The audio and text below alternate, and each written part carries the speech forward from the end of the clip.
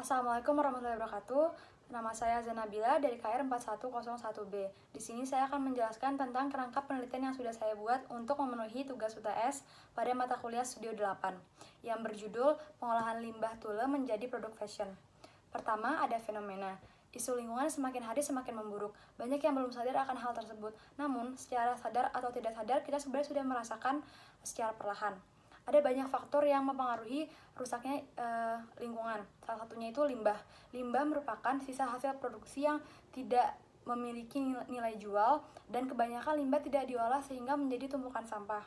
Banyak sekali industri-industri yang menyumbangkan limbahnya, salah satunya yaitu industri fashion. Industri fashion merupakan salah satu industri penyumbang limbah terbanyak di dunia.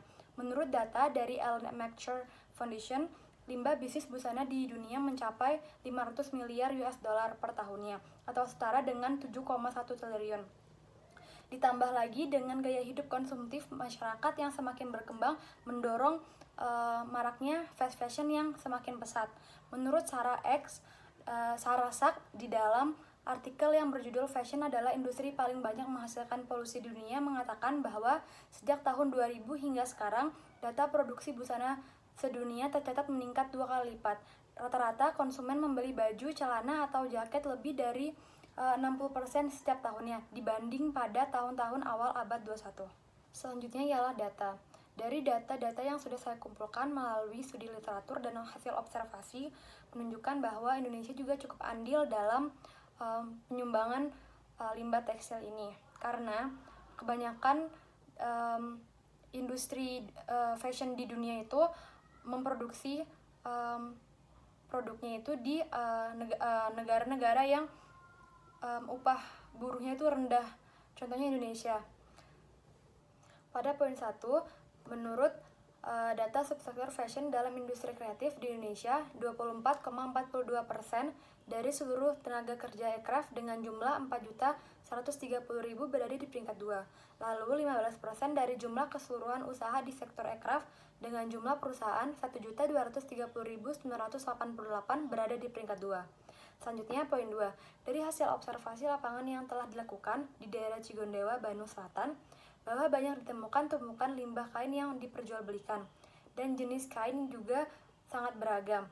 Limbah tersebut berasal kebanyakan dari limbah pabrik dan konveksi. Selanjutnya poin 3. Dari salah satu pengepul limbah kain tule di Cigondewa mengatakan bahwa setiap bulannya ia mendapatkan hasil limbah dari pabrik kisaran 5 kuintal dengan ukuran yang bervariasi. Bukan hanya ukuran, namun warna dan jenis kainnya juga beragam, mulai dari tule halus sampai yang kaku. Selanjutnya poin 4, kain tule kebanyakan berbahan polyester yang tidak ramah lingkungan. Dan karena kain yang berbahan polyester sangat susah untuk terurai, dapat memakan waktu hingga bertahun-tahun hingga sangat besar potensinya untuk mencemar lingkungan. Bahkan saya pernah membaca di suatu artikel butuh 200 sampai beratus-ratus tahun kain polyester itu dapat terurai dengan baik gitu. Selanjutnya pada poin terakhir, dari hasil observasi juga kebanyakan limbah yang diolah itu masih sangat sedikit dan kurang maksimal dari segi teknik maupun segi pengembangan produknya. Tidak sebanding dengan banyaknya limbah yang masih menumpuk di pengepul atau tempat pembuangan akhir.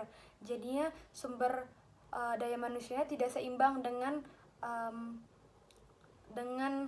limbah yang masih ada dan masih menumpuk gitu. Selanjutnya ialah asumsi penelitian.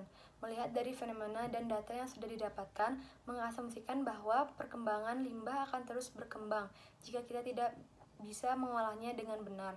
Maka dari itu, kita harus mulai mengurangi limbah dengan cara mengolah limbah dengan benar. Ada beberapa cara untuk mengurangi limbah seperti menggunakan konsep 3R, reuse, recycle, dan redesign, yang artinya penggunaan kembali, daur ulang, dan desain ulang. Potensi yang dilihat dari data yang sudah didapatkan adalah dengan cara recycle, daur ulang limbah yang sudah ada. Upcycle adalah cara mengolah kembali benda atau barang yang sudah tidak bernilai menjadi barang yang dapat berguna dan memiliki nilai lebih dari sebelumnya. Itu menurut Putri pada tahun 2018. Selanjutnya, banyak sekali teknik-teknik yang bisa didapatkan untuk mengolah kembali limbah tekstil. Contohnya teknik layering. Menurut Ken Bennett dari tahun 2004, layering suatu teknik yang menumpuk bermacam jenis kain di atas permukaan kain yang lainnya. Lalu menurut Stawski pada tahun 2012, layering adalah suatu teknik mendesain dengan cara menumpuk beberapa material pada kain. Efek yang ditimbulkan akan terwujud 3 dimensi pada kain sehingga menciptakan karakter baru dan menambah nilai dekoratif. Mungkin itu asumsi dari saya atau perkiraan dari saya untuk bisa mengolah limbah itu agar lebih bisa berguna dan memiliki nilai jual yang tinggi.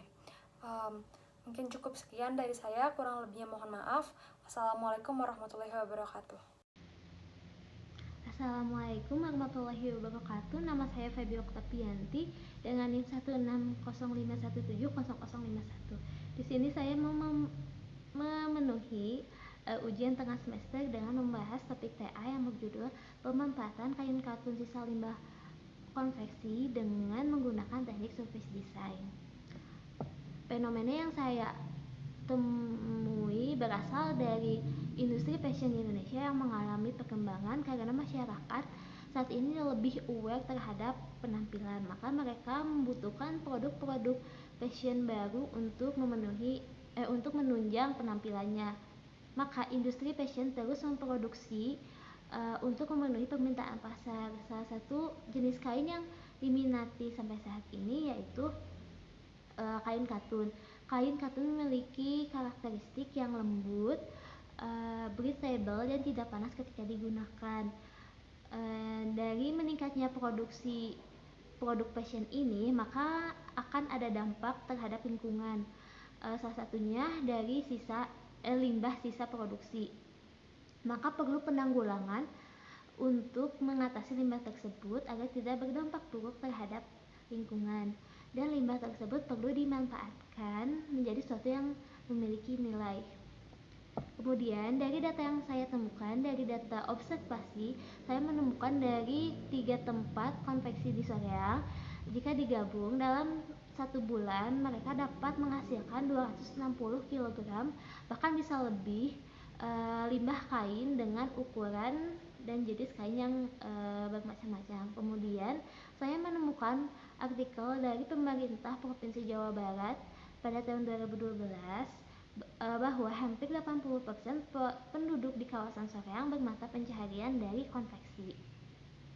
Studi literatur yang telah saya temukan mengenai limbah, yaitu limbah adalah buangan yang dihasilkan dari suatu proses produksi baik industri maupun domestik. Limbah lebih dikenal sebagai sampah yang keberadaannya sering tidak dikehendaki dan mengganggu lingkungan. Itu menurut Arif. Kemudian menurut Hodakel, kain katun adalah salah satu jenis kain yang paling umum digunakan di dunia.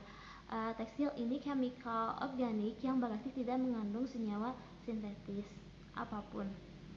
Kemudian saya menggunakan 2 jenis teknik, yaitu teknik patchwork dan quilting. Teknik patchwork merupakan teknik menggabungkan beberapa macam kain, baik itu kain bermotif maupun polos. Kemudian teknik quilting ini biasanya digunakan untuk menjahit selimut agar memiliki jejak jahitan yang beraneka macam. Kemudian mengenai asumsi penelitian berdasarkan fenomena dan data sementara yang sudah saya dapatkan, bahwa dalam pengumpulan limbah kain ini agar sesuai dengan image board cukup sulit karena warna kain tidak sesuai dengan yang dibutuhkan, karena tiap bulan mereka memproduksi namun tidak selalu memakai jenis kain katun ini. Jadi saya memerlukan waktu untuk mengumpulkan kain katun. Kemudian dalam proses eksplorasi cukup mudah mengolah jenis kain katun ini karena mudah dibentuk dan teksturnya tidak terlalu kaku. Kemudian rencana penelitian yang akan dilakukan yaitu mengembangkan penelitian selanjutnya yang belum optimal dari segi pengolahan limbah dan eksplorasi dengan menggunakan teknik patchwork quilting dan layering, serta saya berniat untuk mencoba teknik lain selain itu sembari mencari data yang masih kurang. Terima kasih.